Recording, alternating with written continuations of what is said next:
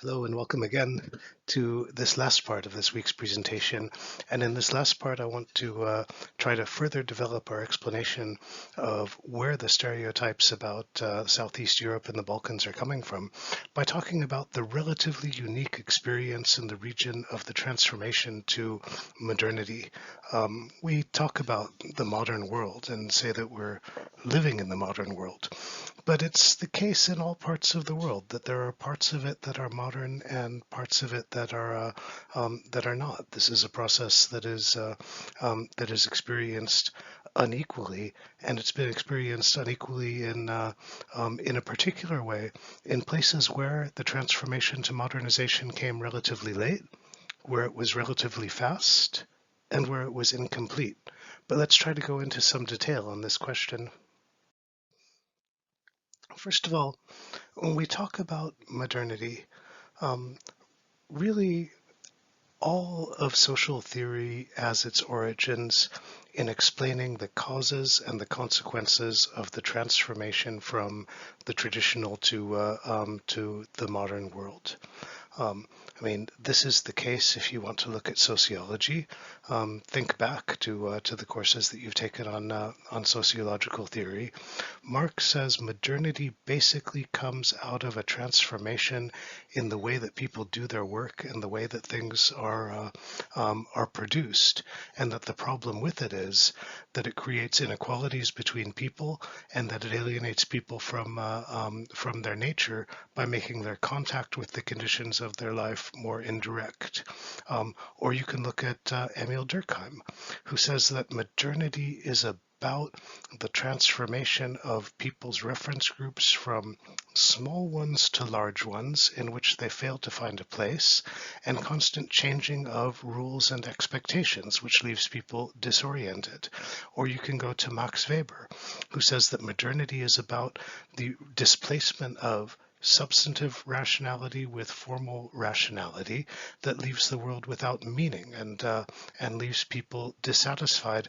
So all of these people are saying, and this is the basis on which social theory develops, that modernity involves a fundamental transformation of people's lives, and that this transformation is in some way, while it's promising, is also disorienting and alienating, that it leaves people either powerless or lacking in meaning, lacking in reference, or not knowing what to expect. And this is probably the case if you want to think about modernity in terms of revolutions.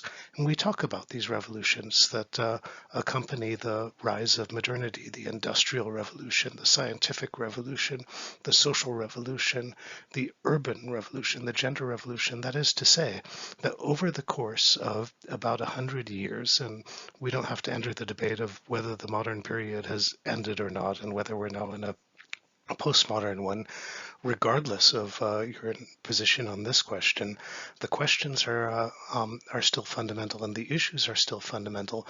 That over the course of about 100, 150 years, there is a complete transformation in the kind of work that people do, in the way that they understand and attribute meaning to the world, in the kinds of associations that people have with other people, in the places that they live, in the kind of relationships that they have in their home and domestic and family environments. That is to say, a complete change in all or almost all of the conditions of life, most of them happening over the course of the lifetime of an ordinary person. So these changes are jarring, they are disorienting. And what may be especially important about them is that they are also incomplete. During all of the time that people's lives are changing and the conditions of their lives are changing, they remain people and have expectations, and these changes affect different people differently and to a different extent. The image that I've shown here, the photograph on the slide, is something that you frequently find in discussions of modernity in the region. You might call it a stereotypical image. So it's a photo of a person in a modern environment. There are modern buildings, there are paved roads, cars, and so on, um, riding a donkey cart, so a rural person in an urban environment. This is an image that's taken as being iconic of the region and of the experience of modernity in the region. It's meant to underline the perception that modernity is incomplete and its effects are unequal and differential. So, if we want to talk about the experience of modernity and the transformation to modernity in the region, here are the key points that are probably essential to understand, and that on some level might account for most or all of the current conflicts, current transformations in the region.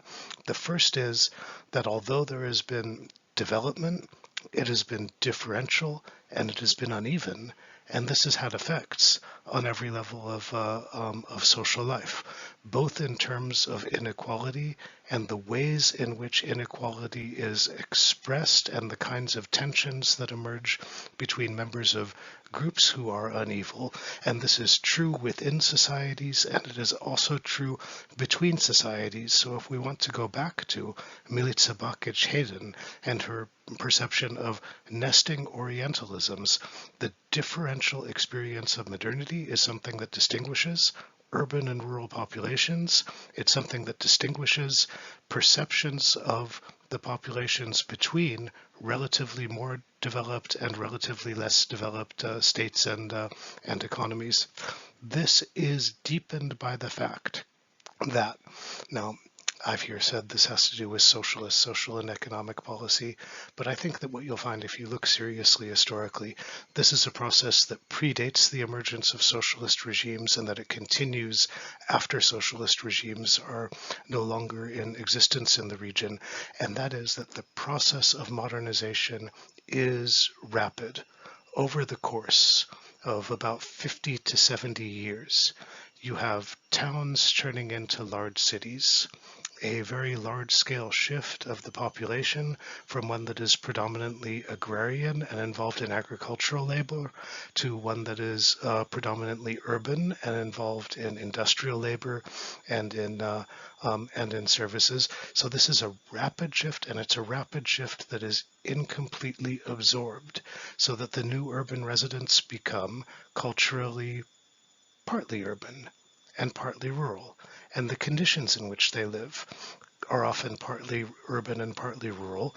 This is at least in part because of the inability of any state in the region to create resources like housing and education and other infrastructure that keeps pace with the expansion of the urban population.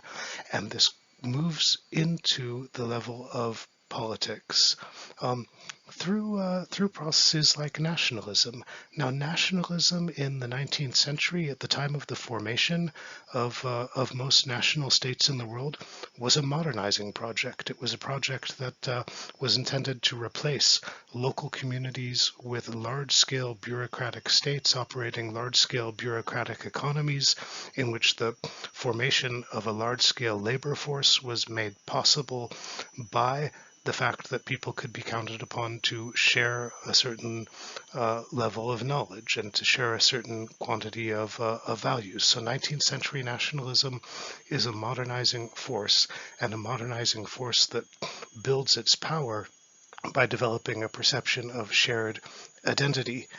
As it develops, contemporary nationalism becomes more anti-modern.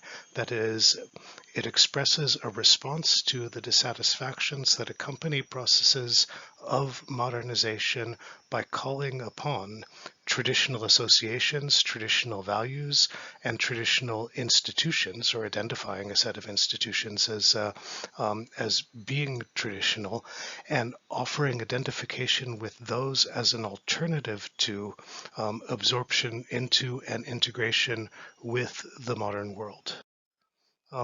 So what we could say about Southeast Europe, if we want to account for both the stereotypes and perceptions about the region that we're trying to explain here, but also the position of the region in the world and some of the issues and problems and tensions and conflicts that are experienced within the region, a lot of this could be attributed to late, incomplete, and not fully absorbed transformations from traditional to modern forms of society.